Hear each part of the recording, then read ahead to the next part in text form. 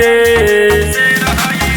तोरा जिला से जिला बड़िया रहू रे, हमरा जिला के सब सवा से रही रे। जब ढाई पैदा होता है मुका पर जैतौ रे, और जब ये 2.5 किलो का हाथ किसी पर पड़ता है ना तो आदमी उठता नहीं, उठ जाता है। बेटा गदर के रोल याद आ जैतौ रे।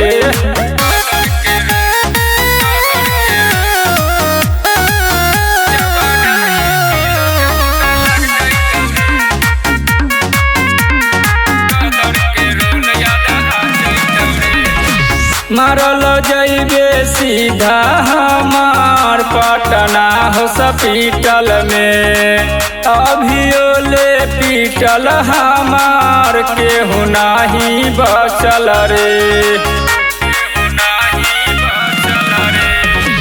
मारल जइबे सीधा हमार पटना हॉस्पिटल में, अभियो ले पीटल हमार केहू नाही बचल रे। जब 2.5 किलो के मुका लग जैतौ रे, बेटा गदर के रोल याद आ जैतौ रे। जब 2.5 किलो के मुका लग जैतौ रे, बेटा गदर के डायलॉग याद आ जैतौ रे।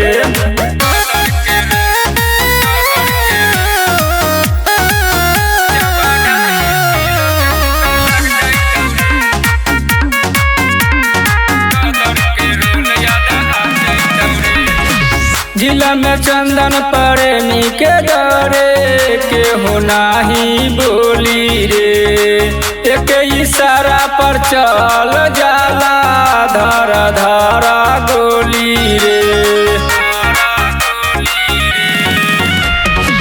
जिला में चंदन प्रेमी के डरे केहू नाही बोली रे, एक इशारा पर चल जाला धरा धरा गोली रे। जब 2.5 किलो के मुका पर जैतौ रे, बेटा गदर के रोल याद आ जैतौ रे। जब 2.5 किलो के मुका पर जैतौ रे, बेटा गदर के रोल याद आ जैतौ रे।